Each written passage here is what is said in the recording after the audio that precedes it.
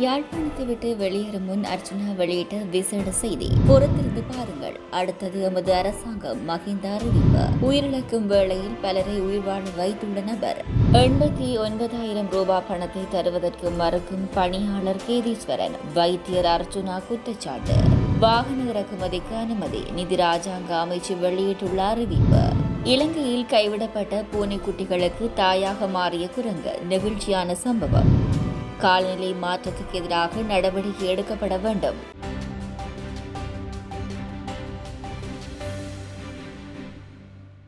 மக்கள் அனைத்து வைத்தியர்களையும் நோக்கி கை நீட்டக்கூடாது எனவும் அனைவரும் மோசமானவர்கள் இல்லை எனவும் வைத்தியர் அர்ச்சுனா தெரிவித்துள்ளார்.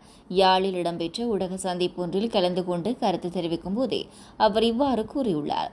இது தொடர்பாக அவர் மேலும் குறிப்பிடுகையில், அரசியல்வாதிகள் இறுதியாக மக்களை தோற்கடித்துள்ளார்கள். ஆனால் மக்களுக்கு ஒரு அடிப்படை விழிப்புணர்வை நான் ஏற்படுத்தியுள்ளேன். நான் அரசியலுக்கு வரப்போவதில்லை. ஆனால் சாவகச்சேரிக்கு ஒரு நாடாளுமன்ற உறுப்பினர் இருக்க வேண்டும் என்பதை மக்கள் விளங்கிக் கொள்ள வேண்டும் என தெரிவித்துள்ளார். எதிர்வரும் ஜனாதிபதி தேர்தலில் ரணில் விக்ரமசிங்கவை ஆதரிப்பது தொடர்பில் இதுவரை தீர்மானிக்கவில்லை. எனினும் எம்முடன் இணைந்து பயணிக்க அவர் தயார் என்றால் தொடர்ந்து ஒத்துழைப்பு வழங்குவோம் என்று முன்னாள் ஜனாதிபதி மஹிந்த ராஜபக்ஷ தெரிவித்துள்ளார். ஊடகவியலாளர்கள் எழுப்பிய கேள்விக்கு பதிலளிக்கும் போதே அவர் மேற்கண்டவாறு குறிப்பிட்டுள்ளார். ஜனாதிபதி தேர்தலில் வெற்றி பெறும் சிறந்த திட்டங்கள் நம்மிடம் உள்ளது. நாங்களே வெற்றி பெறுவோம். வேட்பாளர் யார் என்பதை உரிய நேரத்தில் குறிப்பிடுவோம். தற்போது குறிப்பிட முடியாது. எந்தளவுக்கு பலமான வேட்பாளரை நாங்கள் களமிறக்குகின்றோம் என்பதை பொறுத்திருந்து பாருங்கள். அப்போது தெரியும் என்று முன்னாள் ஜனாதிபதி இதன்போது தெரிவித்தார். அம்பாந்தோட்டை பொது வைத்தியசாலையில் மூளைச்சாவு அடைந்த நபரின் உறுப்புகளை வெற்றிகரமாக வேறு நோயாளர்களுக்கு மாற்றப்பட்டுள்ளது. உயிரிழந்த நோயாளிகளிடமிருந்து அகற்றப்பட்ட 2 சிறுநீரகங்கள் மற்ற 2 நோயாளிகளுக்கு சத்திர சிகிச்சை மூலம் மாற்றப்பட்டுள்ளது. கடந்த ஜூன் மாதம் கடுமையான தலைவலியால் பாதிக்கப்பட்ட நோயாளி ஒருவர் ஹம்பாந்தோட்டை பொது வைத்தியசாலையில் அனுமதிக்கப்பட்டார். நோயாளிக்கு சிடி ஸ்கேன் செய்து பார்த்ததில் மூளையில் இரத்த கசிவு இருப்பது கண்டறியப்பட்டது. அதற்கமைய மூளை சத்திர சிகிச்சையின் பின்னர் ஹம்பாந்தோட்டை பொது வைத்தியசாலைக்கு அனுப்பி வைக்கப்பட்ட நிலையில் சில நாட்கள் தீவிர சிகிச்சை பிரிவில் சிகிச்சை பெற்று வந்தார். குறித்த நோயாளியின் மூளையில் ஏற்பட்ட பாதிப்பு காரணமாகவே மூளை செயலிழந்துள்ளதாக வைத்தியர்கள் உறுதிப்படுத்தியதை அடுத்து நோயாளியின் மனைவி மற்றும் உறவினர்களுக்கு அறிவிக்க நடவடிக்கை எடுத்ததாக ஹம்பாந்தோட்டை பொது வைத்தியசாலையின் பணிப்பாளர் அயந்தி ஜெயவர்தன தெரிவித்துள்ளார். சாவகச்சேரி வைத்தியசாலையின் முன்னாள் பதில் வைத்திய அத்தியட்சகர் வைத்தியர் அர்ச்சுனா ராமநாதிடம் சம்பளம் பணத்தின் மிகுதியை யாழ் மாவட்ட வைத்திய பணிப்பாளர் தர மறுப்பதாக குற்றம் சுமத்தப்பட்டுள்ளது.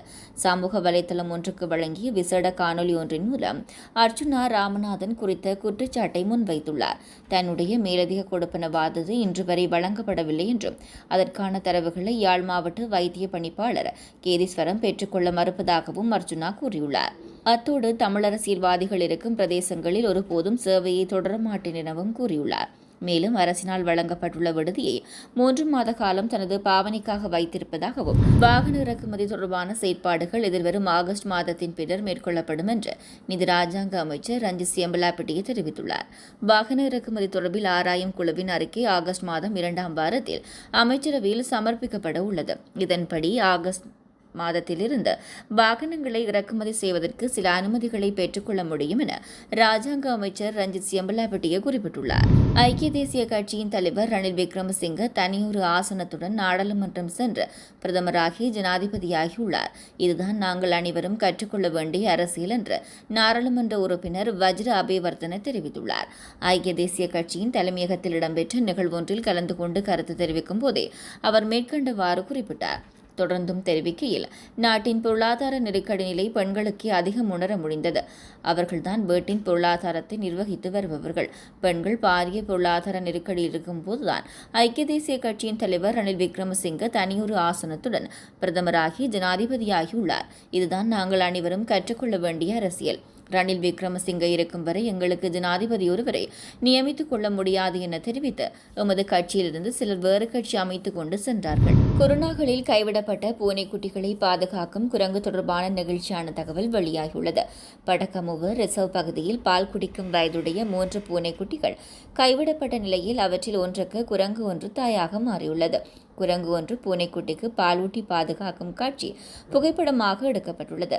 படகமுவ வன பாதுகாப்பு அலுவலக அதிகாரிகள் குட்டியை மீட்பதற்காக 5 நாட்களாக கடும் முயற்சிகளை மேற்கொண்டு வருகின்றனர். எனினும் குரங்கு பூனைக்குட்டியை தனது அரவணைப்பிலிருந்து நழுவ விடாமல் பாதுகாத்துள்ளது. இதனால் அதனை மீட்க முயற்சி அதிகாரிகள் கைவிட்டுள்ளனர். காலநிலை மாற்றம் தொடர்பில் நடவடிக்கை எடுக்கப்பட வேண்டும் என கெனடிய பிரதமர் ஜஸ்டின் ட்ரூடோ தெரிவித்துள்ளார். அண்மையில் டொரண்டோ பெரும்பாக பகுதியில் பாரிய மழை வெள்ளம் ஏற்பட்டது. இந்த சீரற்ற காலநிலை அனர்த்தமானது காலநிலை மாற்றத்துக்கு எதிராக போராட்டத்தை வீரியத்துடன் மேற்கொள்ள வேண்டும் என்பதை வலியுறுத்துவதாக அவர் தெரிவித்துள்ளார். மழை மற்றும் பலத்த காற்று போன்ற காரணிகளினால் டொரண்டோ மக்கள் பாதிக்கப்பட்டிருந்தனர். பல்லாயிரக்கணக்கான மக்கள் மின்சார வசதியின்றி அவதியுற நேரிட்டது. சீரற்ற காலநிலையின் போது நகர பணியாளர்கள், மின்சார பணியாளர்கள் மற்றும் பல்வேறு வகைகளும் உதவியர்கள் அனைவருக்கும் பாராட்டு தெரிவிப்பதாக அவர் தெரிவித்துள்ளார். இந்த வெள்ள அனர்த்தம் குறிப்பிடத்தக்க ஒரு நிகழ்வு என அவர் சுட்டிக்காட்டியுள்ளார்.